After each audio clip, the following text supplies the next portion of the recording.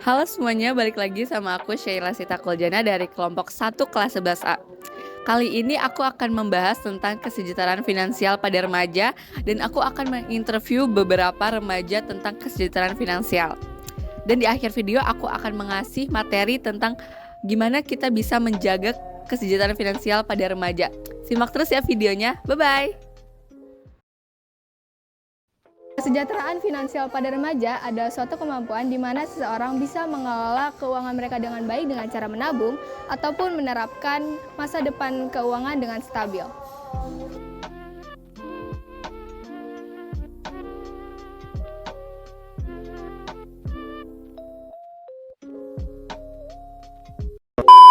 Hai guys, balik lagi sama aku Sheila. Di sini aku ada temen aku. Hai. Hai Kak. Boleh perkenalkan diri, nama kamu siapa? Jadi aku Carlo dari Sekolah 70. Halo, aku Rifa dari SMA 6. Saya David Syakuran dari Sekolah SMA 6 Jakarta. Kenalkan, nama saya Adi Faturaji dari SMA 6. Halo, nama aku Arka. Saya Muhammad Hafiz Rizky. Oke, jadi aku tuh pengen nanya tentang kesejahteraan finansial pada remaja nih. Kan salah satunya kamu ya, remaja. Kalau boleh tahu, kamu tuh sekarang kelas berapa ya? Aku sekarang kelas 11. Kelas 10. Kelas 11. Kalau aku sih kelas 11. Aku sih sekarang kelas 11 ya. Kelas 10. Ini kan kalau kelas 11 tuh berarti lagi masa-masanya pengen main ya. Nah, kalau pengen main gitu tuh pasti pengeluarannya banyak. Nah, kalau boleh tahu, kamu tuh pengeluaran sehari-hari atau per minggu per bulan tuh berapa sih? Kalau aku tuh per minggu mungkin sekitar 50 up ya, 50.000 ke atas. Itu per minggu. Per minggu. Udah sama ongkos? Tapi nggak tentu ya sama ongkos. Oh. Tapi nggak tentu ya. Bisa lebih kurang kalau diirit-irit. Kalau boros mungkin ada keperluan buat tugas kah atau apa, mungkin bisa lebih dari itu. Nongkrong paling ngabisin duit tuh nongkrong apa sih biasanya? Biasanya tuh ngapain aja sih nongkrongnya? Kalau nongkrong paling cuman makan sih, itu yang makan. Makannya mahal ya? Makan sebelah nggak mahal, cuman dikit gitu. Dikit-dikit nambah. Dikit-dikit nambah. Kelas 10 nih pasti lagi pengen nongkrong-nongkrongnya nih. Kalau kamu sendiri tuh tipe yang nongkrong banget atau yang enggak banget? Nongkrong banget sih. Tiap hari nongkrong? Ya kadang-kadang ya. Itu kalau boleh tahu sekitar seminggu atau sebulan itu pengeluaran kamu berapa? Bisa kayak 200 mungkin ya, sekitar segituan. Itu seminggu. Iya. Tapi kamu pernah nggak kayak nongkrong nih, pas kamu selesai pulang kamu kayak, aduh gue hari ini ngeluarin duit banyak banget ngelebihi kapasitas, pernah nggak? Iya, sering banget sih. Tapi tetap diulangin. Iya. Kayak gitu. Oke, tapi gak ada rasa penyesalan gitu? Sebentar doang rasa penyesalannya, habis itu gitu lagi. Masa remaja cuma sekali ya? Iya. Kalau per minggu sih bisa 50.000. 50.000 itu udah sama ongkos atau kamu bawa motor gitu? Bawa motor sih. Bawa motor, berarti 50.000 tuh makan doang? Sama parkir juga. Oh, oke. Kemungkinan 70.000 juga sih, Kak. Soalnya bensinnya juga. Oh, oke, oh ya, bensin. Kalau pengeluaran terbanyak kamu selama kelas 11 ini tuh buat apa aja sih biasanya kalau pengeluaran terbanyak tuh? Paling banyak sih buat kalau kelas 11 sih baru sedikit doang sih, Kak. Paling buat Mungkin dari masuk SMA apa? jadi masuk SMA tuh buat kerja kelompok. Oh, P5 ya? Iya. Oke, itu emang ngeras duit banget sih. Eh, Kalau nongkrong gitu kamu biasanya per hari atau per minggu gitu pengeluarannya tuh berapa sih? Kalau pengeluaran sih kadang sebulan ya. Kalau sebulan itu ya ada kali di atas 100.000 Di atas itu sebulan. sebulan. Itu udah sama bensin. Kalau bensin sih nggak pakai duitku, pakai duit ortu. Jadi dibeliin gitu. Oh, berarti 100 itu tuh cuman buat jajan kamu aja. Kayak misalkan makan gitu. Kalau makan di luar sih pakai duit sendiri. Kalau di rumah ya beda lagi. Kalau kamu sendiri tuh anaknya nongkrong banget atau enggak banget? Sebenarnya enggak sih, soalnya biasanya buat main gitu. Mainnya tuh main apa ya? Warnet sih biasanya. Oh, kamu lebih milih warnet daripada nongkrong. Betul sekali. Oh, jadi kalau pulang sekolah biasanya warnet ya? Enggak sih, biasanya les, cuma kalau ada senggang aja baru ke warnet buat main. Biasanya tuh sebulan atau per minggu tuh kamu ngeluarin uang tuh berapa sih?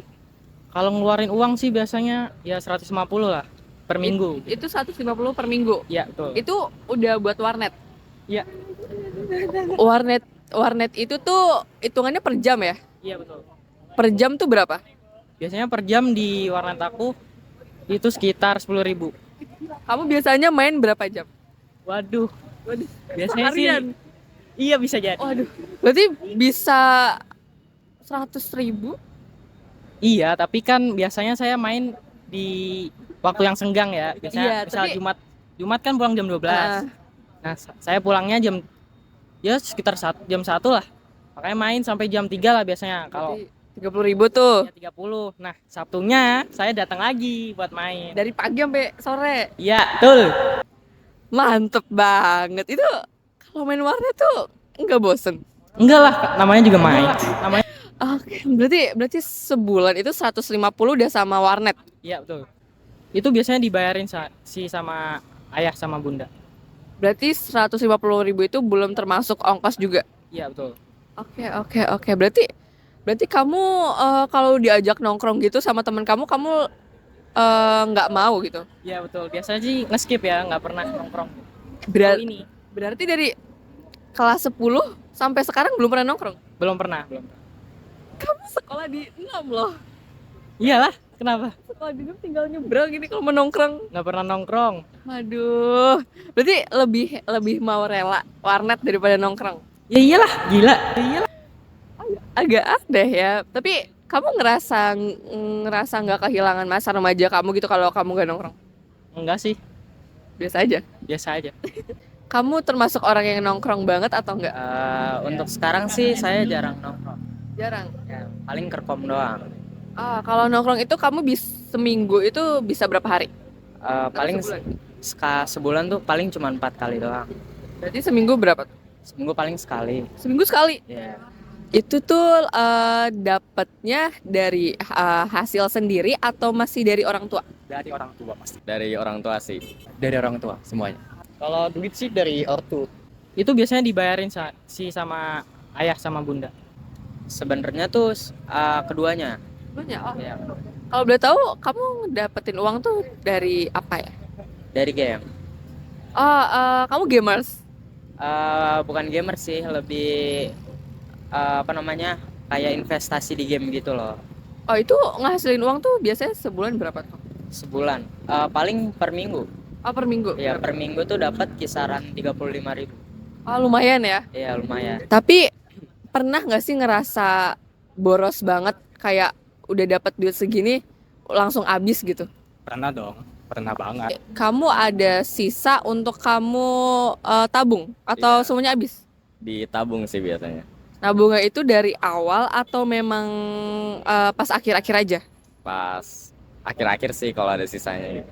Kalau dari orang tua gitu kamu ada nggak kamu nyisain duit kamu buat untuk nabung gitu?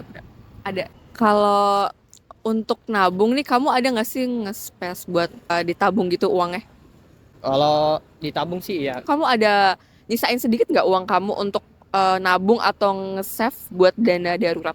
Ya biasanya sih nabung ya di awal. Misalkan saya biasanya dikasih duit per minggu gitu. Mm-mm. Ya sekitar 300 lah, 350 gitu. Biasanya saya langsung nyisihin aja gitu 200 kalau nggak berapa gitu buat ditabung ya.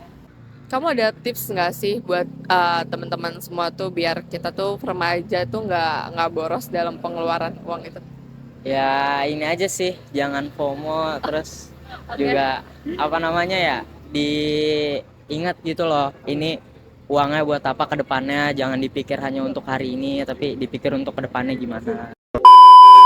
Jadi, mengapa remaja perlu mengatur keuangan? Remaja perlu belajar mengatur uang karena keterampilan ini membawa manfaat besar dalam kehidupan mereka. Mengatur uang adalah lebih dari sekedar menghitung angka. Ini adalah keterampilan yang akan membantu remaja menjalani kehidupan yang lebih baik dan lebih mandiri. Dengan belajar mengatur uang sejak remaja, mereka akan memiliki dasar yang kuat untuk menghadapi tantangan keuangan di masa dewasa dan mencapai tujuan keuangan mereka. Itu adalah keterampilan yang akan mendukung kehidupan yang lebih baik, lebih mandiri, dan lebih sukses di masa depan. Jadi, kita ada beberapa tips nih untuk kalian remaja supaya bisa mengatur keuangan lebih baik. Yang pertama, beli barang karena diri sendiri, bukan orang lain. Kebanyakan sekarang, semenjak adanya media sosial dan umum digunakan oleh kalangan remaja, mereka menggunakan uangnya untuk membeli barang untuk orang lain, karena dia ingin orang lain impress kepada dia. Jadi, yang penting adalah beli barang untuk diri sendiri bukan untuk orang lain. Kalau kita beli barang supaya orang lain kagum sama kita, atau supaya bisa terlihat lebih gaul, menurut kami itu cara yang salah untuk menggunakan uang kita. Beli barang karena bikin happy, karena kita butuh atau karena emang kita lebih happy kalau barang tersebut untuk diri kita sendiri bukan untuk orang lain. Ini salah satu penyebab remaja sering boros karena dia membeli barang karena ajakan orang lain, bukan karena kebutuhan dia. Tapi ini bukan berarti kita tidak boleh membeli barang yang mewah. Kalau memang barang mewah atau barang yang lebih berkualitas bisa membuat kita lebih bahagia, dan uang kita mencukupi untuk membeli barang mewah tersebut, sah-sah aja untuk kita membeli barang mewah tersebut. Jadi, kamu membeli barang mewah tersebut karena value yang kita dapatkan untuk diri sendiri, bukan untuk orang lain. Yang kedua adalah budgeting. Mungkin budgeting terkesan tidak penting, karena terkesan hanya sekedar menghitung pengeluaran kita. Tapi sayang sekali sedikit remaja melakukan budgeting. Dan buat yang belum melakukan, kemungkinan besar kalian belum tahu pengeluaran kalian, misalkan per bulan berapa. Berdasarkan penelitian kami, kebanyakan remaja menggunakan uangnya untuk nongkrong, jajan, bahkan beli rokok. Hal-hal tersebut pasti menguras dompet kan? Alhasil, uang yang kita keluarkan tidak terasa dan tiba-tiba habis. Yang ketiga adalah menerapkan 50-30-20 principle, atau prinsip pembagian keuangan dengan pembagian 50%, 30%, dan 20%. Atau juga sering disebut the balanced money formula.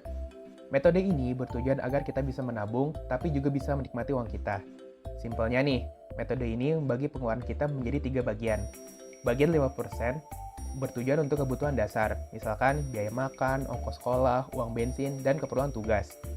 30%-nya kita gunakan untuk nabung, dan 20%-nya untuk kesenangan kita, seperti hangout bareng teman, jajan, dan sebagainya. Kenapa sih metode ini bisa berguna?